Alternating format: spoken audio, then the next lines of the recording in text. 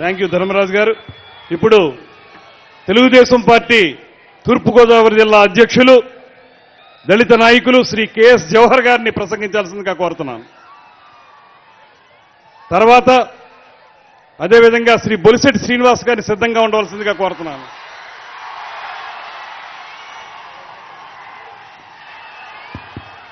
అందరికీ నమస్కారం.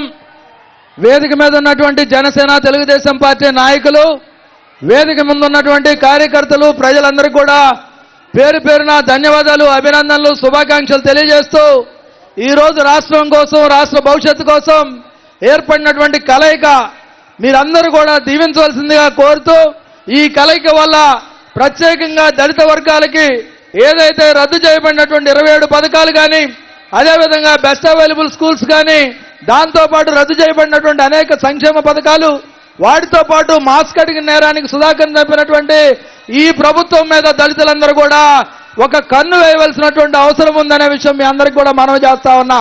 దాంతోపాటు ఒక డాక్టర్ సుధాకరే కాదు, డాక్టర్ అనిత గారు కానీ, అదేవిధంగా శిరోమండనం చేసినటువంటి వ్యక్తులు కానీ, దాంతోపాటుగా సుబ్రహ్మణ్యాన్ని చంపి డోర్ డెలివరీ చేసినటువంటి అనంతబాబు లాంటి వాళ్ళందరినీ కూడా ఒకసారి దృష్టిలో పెట్టుకోండి. ఈ రాష్ట్ర ప్రభుత్వం వచ్చిన తర్వాత బీహార్ కన్నా ఎక్కువగా దళితుల మీద ఏ విధంగా దాడులు జరిగాయి, అదేవిధంగా దళితులను ఏ విధంగా మభ్యపెట్టారనేది మనందరం కూడా చూడాల్సినటువంటి అవసరం ఉంది.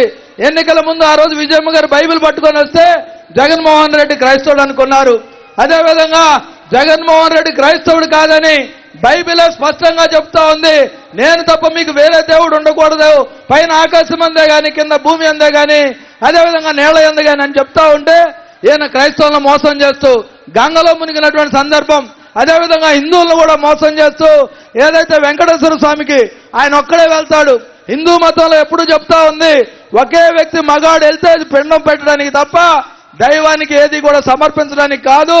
అలా మోసం చేసి హిందువుల్ని, క్రైస్తవుల్ని, మైనారిటీల్ని అందరినీ మోసం చేసి ఈ రాష్ట్రంలో అధికారంలోకి వచ్చినటువంటి జగన్మోహన్ రెడ్డిని, ముఖ్యంగా దళితులు ఖచ్చితంగా ఓడించి రావాల్సిన పథకాలు, సంక్షేమ కార్యక్రమాలు, అభివృద్ధి కార్యక్రమాలు, అదేవిధంగా ఈ రాష్ట్రంలో రాబోయే రోజుల్లో భవిష్యత్తు, దళితుల మాన ప్రాణాలకు రక్షణ, ఇవన్నీ కూడా ఈ కలయిక ద్వారా సాధ్యమవుతుంది.